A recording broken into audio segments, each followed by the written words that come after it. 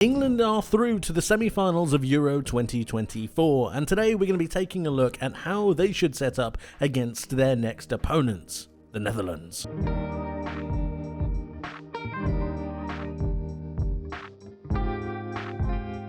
To begin with, let's talk about their opponents in the Netherlands, a team who have had a very good run in Euro 2024 so far. They've drawn with the likes of France in the group stage, one of the tournament favourites, and most recently they have beaten Turkey, a very good Turkish side, to get through into the semi-finals. They set up to begin with a 4-2-3-1, but once in possession, that very quickly transitions into something a little bit different and a little bit more offensive.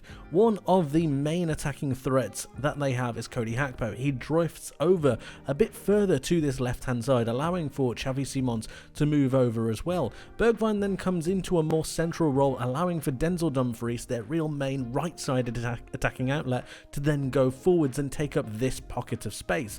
It's utilising these movements that allow the Netherlands just to be a little bit more attacking. And with the dominating in midfield of Schouten and Reinders, they're able to recycle possession to allow for this right back to come forwards and then building up with a back three. Virgil van Dijk being at the heart of that, with Nathan Ake on the one side and De Vrij on the other. Memphis Depay is their main striker, continuously dropping in to try and help create, while also going forwards towards the box to then try to get on the end of a number of crosses that Denzel Dumfries provides. Cody Gakpo driving towards his opposite number to try and make sure that he's able to get a shot on target and then allow for the Netherlands to then recycle possession once more, utilising their strong back three. They're a very dangerous outlet, and going forwards I believe we're still to see the best of them, but utilising this formation in particular, Denzel Dumfries' pace down this right-hand side and Cody Gakpo's real ability to drift past a couple of players, I don't think they're a team that England should underestimate at all. One of the main creators in this Netherlands side that England really need to be concerned about is Xavi Simons.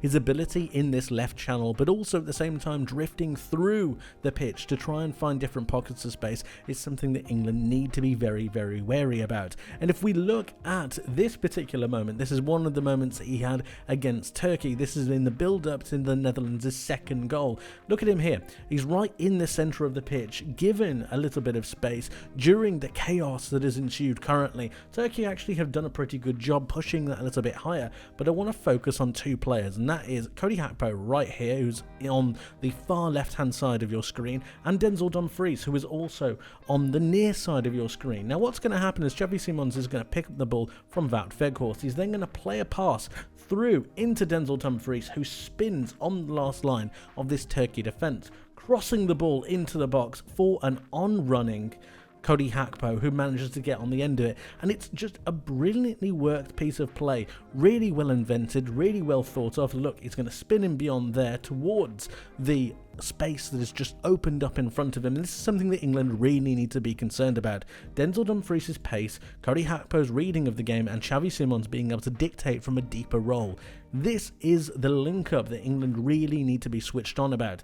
Again, he crosses the ball round pretty perfectly. Again, something that England are going to need to notice and try to prevent. Cody Gakpo gets on the end of it, and that is the goal that takes them through into the semi-finals.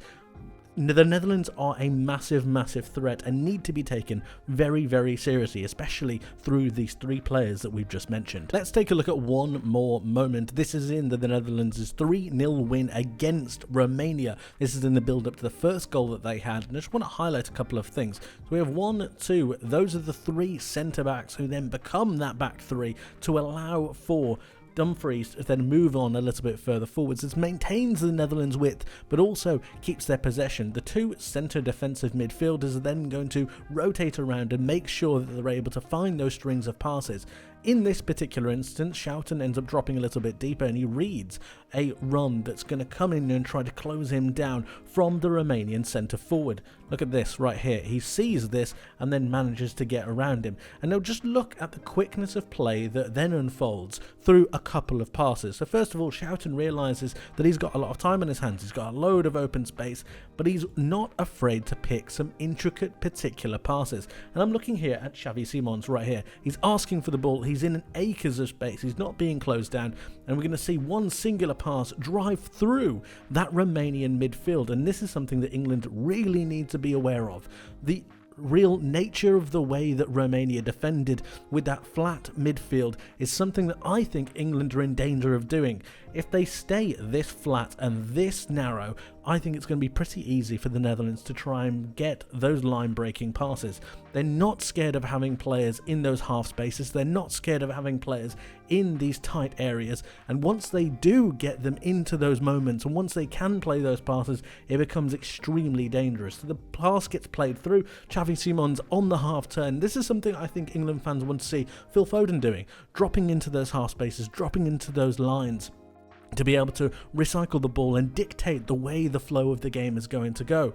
Instead, it's Xavi Simons in this particular scenario. He's able to be on the half turn, and then just look on the top end of your screen, because it's quite difficult to see, but Cody Gakpo right here is now on his bike. He's seen that one of his teammates, one of his creative teammates, has the ball, and he's ready to run in beyond, to create and take advantage of the space that's been given because of that quickness of play, the change in pace, the change in momentum, and also the real precise nature of that passing. Something that England are going to need to be really wary of. Xavi Simons understands that Cody Gakpo has made the run. He's going to pass him over to that left-hand side.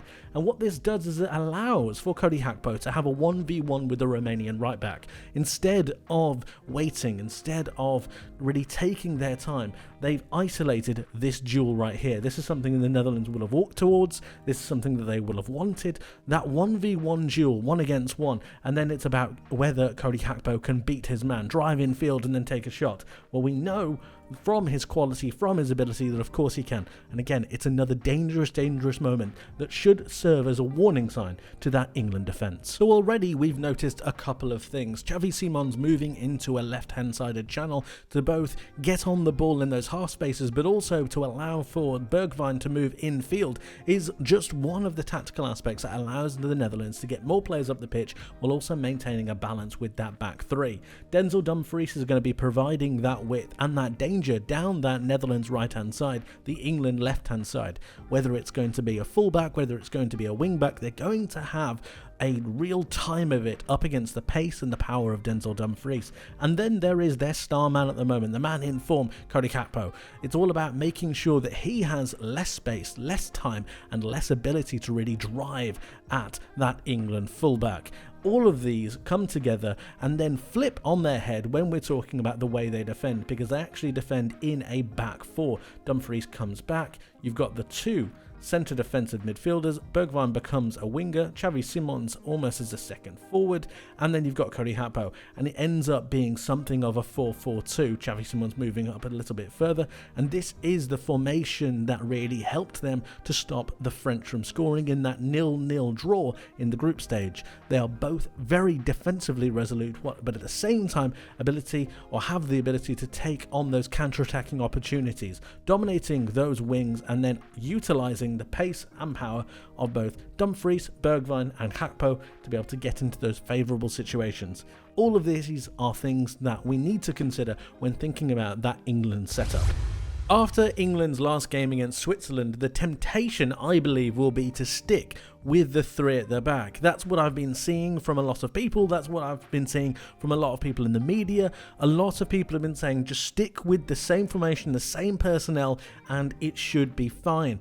Let me try to explain why I don't think that actually is the case. And I actually think that sticking with the back three might hinder England in a couple of different ways. So we've mentioned how the Netherlands go forwards, and if we just apply that to the way that England might set up defensively, a couple of issues do rear their heads.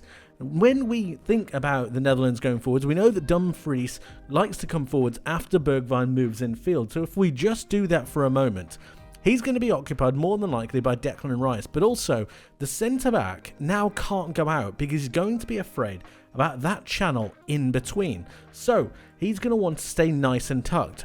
When Dumfries goes forwards, what you're going to see is the wing back for England at this current point in time, dropping back as well. Now this is naturally going to make England look like a back five, especially if Cody Gakpo does the same thing on this side. The threat between the wing back and the centre back is extremely dangerous. And with that, it's going to make these three centre backs here really tucked and really narrow, which isn't necessarily a bad thing, but it's also going to push the two wing backs for England back a little bit, and it's going to create that flat back five. We've seen this in a number of occasions, especially in the game against Switzerland. And this now means that there is a dynamic in midfield happening, especially with Xavi Simons moving over to this left-hand side. If he moves over to this left-hand side, this player for England is going to need to be on his bike. He's going to need to be aware. He's going to need to be scanning all of the time to make sure that that run doesn't happen from Gakpo, this run doesn't happen from Simons, and then you're talking about the matchup in midfield, because Reinders and Schouten now need to have some kind of mark and some kind of danger, which leaves the three for the Netherlands really free. And it leaves them just completely happy with the ball. They can pass it around however they like. They can make sure that they have those rotations. You can have Dumfries dropping deeper, spinning in beyond. The same can be said for Cody Gakpo. And all of a sudden, England are completely penned in. And if this is Bellingham and this is Foden, or if this is whether it's Foden, it doesn't necessarily matter. So you've got Rice, you've got Mainu, you've got Foden, you've got Bellingham perhaps dropping a little bit deeper. You always got a free man on the ball for the Netherlands. And this is going to mean that England are continuously penned in to their penalty area or there or thereabouts. And the deeper that England get, the less likely they're going to be able to try and find any kind of channel. You're not going to have a runner from Bellingham. You're not going to have a runner from Foden. Kane, we know, cannot hold the ball up at the moment. Physically, he just can't do it. He's not going to spin in beyond Virgil van Dijk, which means that when England clear the ball, it's only going to get recycled round again and again. England need to have some kind of a threat to pose in beyond this Netherlands back three. It needs to come from the width, it needs to try and occupy a channel, and it needs to force these defenders back. You need to try to push on and be a little bit braver, because Bukayo Saka, who's here, who we know is going to play more than likely, he's going to be pushed back by Cody Gakpo to try and stop that run. You've got the likes of either a Trippier or even a Luke Shaw. He's going to be pushed back by Denzel Dumfries. And then you're looking at Bellingham, Foden or Kane to try and make a run, and they're not going to do it. Which means that England are going to continuously be penned into their box, and at that point, it's only a matter of time. So I don't think the back five is the way forwards. And we have seen this happen to England in matches. Just in the last game against Switzerland, look at what happens to England here, guys. So we have Switzerland occupying the right-hand side. They've decided to commit a couple of midfielders and a couple of wing-backs, or one wing-back, over onto this right-hand side to try and create an overload. This is all the game is about. The football match is all about overloads, trying to overload one side to then recycle around to another. Just look at what happened. Switzerland have dedicated a few players here, and England have dropped so deep. Now, this is because they're concerned about a number of different runs in beyond, and it's actually one of those runs in beyond which leads to Switzerland's goal. But look, Harry Kane is deep, Phil Foden and Jude Bellingham. Look how deep they are. These are not players that are then going to be able to spin in beyond to try and create some kind of opportunity. It's not going to happen. And then when we look at the players who might be able to do it, Kieran Trippier isn't going to do it. Bukayo Saka is currently tucked in next to Kyle Walker. Now, I'm not blaming him at all, but just look how close in he is. This is going to happen. It's going to be exaggerated in the game against the Netherlands because of the way that the Netherlands occupy these pockets of space. And the runs in beyond through to the likes of Cody Gakpo, through to the likes of Denzel Dumfries, it's going to be a whole lot worse. And if England play like this and then they regress as much as they did in the game against Switzerland, it's only going to be a matter of time before the Netherlands utilise the possession that they have, rotate it around to a certain point and manage to get a goal. I do not believe it's the correct way to play in this same way. They need a threat in beyond. And this is what I've come up with for England to face the Netherlands. This is how I believe they should set up. Already, you're going to see a formation change. 4-2-3-1. But have no fear, guys, it's not just that simple. It's not just the change of formation. There are a load of tactics that are employed within this to help make this setup work that little bit better. But first, let's go through the personnel. We've got Jordan Pickford in goal, Kyle Walker as right back, John Stones as the right-sided centre-back, Gahey as the left-sided centre-back, and of course Luke Shaw comes in at left-back. Luke Shaw appears to be somewhat fit. He wasn't expected to get as many minutes as he did against Switzerland, but he seems to have fared okay, and he seems to be ready to come back into the fold. Mark Gahey, I thought, did a fantastic job in the games prior to his suspension, so he comes back in for me. But don't worry, guys, if you're worried about overworking Luke Shaw, I've got a plan for that as well, so bear with me once we get into the tactical side of it. Declan Rice is going to be partnering, yes, you're seeing that correct, Jude Bellingham. He is naturally and originally came through as a midfielder before he became a more forward-thinking player. I've dropped him that little bit deeper because I've seen Gareth Southgate utilise him as a midfielder in these extra time games, swapping out Kobbie Mainoo and dropping Bellingham a little bit deeper. Now, I think if he can trust him there, he can trust him from the beginning, and this allows me to get one extra player in that I believe is going to make the difference against the Netherlands. Up ahead, we've got Cole Palmer on this left-hand side, we've got Phil Foden just ahead as well, and we've got Bukayo Saka on the right.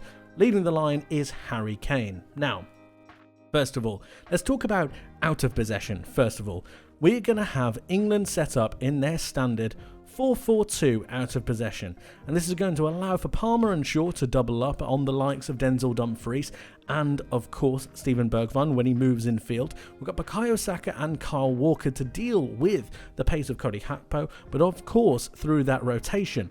At the same time, we're going to be having Cole Palmer and Bukayo Saka be those outlets.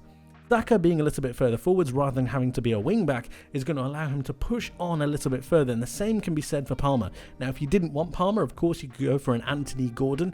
Either one will be fine. Gordon might track back and help Luke Shaw a little bit more, but Shaw is in the side to try and deal with that Denzel Dumfries overlapping run, to try and combat with that. Declan Rice, if there is an overload on this side, can of course come over and help, and that's where Jude Bellingham comes in for me. I believe he has the strength, the physicality, and the awareness with the game in front of him just to be able to shuffle across and help out when he needs to. Now, I'm sure you're all thinking, what happens when England go forwards? Well, in possession, let's give Pickford the ball. In possession, I want to see something like this. Cole Palmer and Bukayo Saka moving really high and really wide. This is intended to spread out that real Netherlands defence, pushing them and pulling them apart for a couple of different reasons. The first one being to give Harry Kane a little bit more space. He's been really isolated and really congested in this midfield area when he's wanted to drop deep. Give him a little bit more space and he might find those extra runs. Phil Foden is going to be the central attacking midfielder, but I want to move him over to this left-hand channel, over to this left-hand pocket. And this is because I want Jude Bellingham to come forwards. I want him to come forwards and be almost an extra 10 with Phil Foden, very much like that box system that we saw in the game against Switzerland. Bellingham moves forward and then you're thinking, but Declan Rice cannot progress the ball as well as other players. Well, I've thought of this, sort of. I've got Declan Rice being partnered by John Stones, who's going to jump and be next to him when England are building up in possession. And this means that we're going to have a back three of Kyle Walker, Gahey and Luke Shaw. Now, Luke Shaw is not going to be doing those overlapping runs because we're going to give faith in Cole Palmer to try and beat his man. Of course, the odd run or underlapping performance here or there is fine, but I want Palmer to really work with Foden on this left-hand channel to try and create crossing opportunities for Harry Kane. Luke Shaw obviously is going to try to deal with the pace and power of Denzel Dumfries, and being that left-sided player, I think the passing lane is going to be that little bit easier to try and find Cole Palmer a bit sooner. Declan Rice and John Stones, who we know can play as a midfielder or close in that midfield once he gets in there, once England are in possession, we know he can do it. We know he has the ability to find those passes, to find those pockets of space, and it also gives Jude Bellingham that freer license to be able to move forwards, looking for runs in beyond Harry Kane, looking for runs to help Bukayo Saka, doubling up on that Netherlands left back in Nathan Ake. Kyle Walker can be that real defensive shield when it comes to blocking out that counter-attack from Cody Gakpo, and Luke Shaw can do the same with Denzel Dumfries. I think this gives England the balance, not only with progression of the football through John Stones, but also at the same time a good rotation throughout the pitch, while also keeping those wingers high and wide to try and make sure you can isolate those duels against those centre-backs once the Netherlands players go forwards. I think this has a mixture of good balance. I think you get Foden and Bellingham into their best positions. When you're defending, also in possession, you can have Bellingham drop a little bit deeper, and all of a sudden, England look like a more balanced outfit. They look like a side that can drive with the ball. They look like a side with real dynamism in this side. Passing ability in Rice and Stones, while Stones is also going to be helped out by Rice with his physicality. And then you've got Jude Bellingham being able to go forwards with Phil Foden and Harry Kane. Of course, dropping back, Stones comes back into the back four once in a defensive position. Bellingham comes back as well, and you look a little bit like this. I think this has the makeup of a good England side, and one that can really dominate the midfield, but also make sure that they have that threat and beyond once defending. This is what I'm envisaging from an England perspective going forwards. So you've got Bellingham onto one of the Netherlands centre midfielders and Foden doing the same thing. Now, we spoke about the off-the-ball runs that the Netherlands could do, and England could do exactly the same thing in between these centre-backs and full-backs. This then gives Bukayo Saka and Cole Palmer the ability to have 1v1 situations against their opposite full-back, and naturally, we think that they are going to be able to have some kind of joy. Bukayo Saka has some of the best win rates when it comes to dribbling past a player at this year's Euros. And then you've got John Stones being able to recycle the ball. I'm sure there's going to be some fears about pushing John Stones a little bit further into midfield, but I promise you he's done it before. He just needs to recycle the ball and give that extra number towards midfield to give England that 4v4. Once that happens, it then allows for those duels, and then it allows for that dragging of possession. If Phil Foden drags over, the Netherlands midfielder has to follow him. And then you're looking for Jude Bellingham to try and make something happen. But it also opens up some space for Harry Kane. Or if Kane drops back a little bit deeper and pushes these Netherlands centre-backs, it then opens up some space for Bellingham and Foden to start working together. Bukayo Saka can of course recycle the ball round, as can Cole Palmer, but at the same time, instead of just focusing down one channel, you're focusing down two, because Cole Palmer now can start whipping the ball into the box. Phil Foden can then start to drive past towards the byline. You then got Declan Rice with the ability to be quite aggressive. And from a pressing point of view, if you wanted to drop John Stones back, if England didn't have the ball, you then can have Bellingham and Rice really onto these two Netherlands forwards, and all of a sudden their physicality then comes into it. Declan Rice up against Memphis Depay. You've got Jude Bellingham up against Xavi Simons. Then you've got Foden pressing. You've got Palmer going forward. Saka pressing. Kane really trying to make sure that all knits together quite nicely.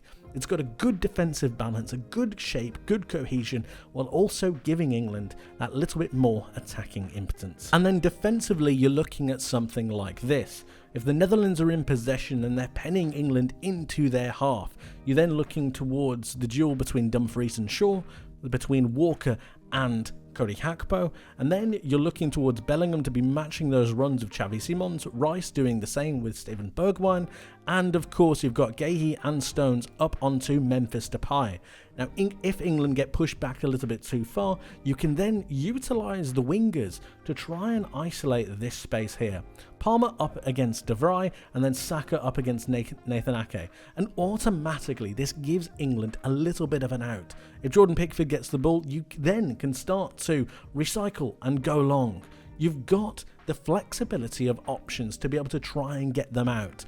Mark Guéhi can try and hit one of the channels. Luke Shaw can do the same thing. Kyle Walker. It doesn't really matter who does it. The point is that it gives England an out, and it gives them an ability to get themselves up the pitch and then even try to create some kind of a counter-attack.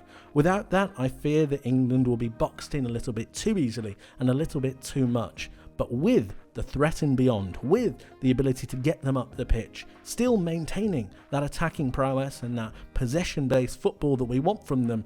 It just gives them a different edge. And I think that might be the edge that might get them over the line against the Netherlands. And that is how I believe England should set up going into the semi-final against the Netherlands. But of course, guys, let me know your thoughts on how you would set up England and how you believe the game is going to play out. Let me know your thoughts in the comment section below. I would love to hear from you. Thank you ever so much for watching. I hope you enjoyed. I hope you learned something new, and I hope to see you in the next one. But until then, my friends, take care.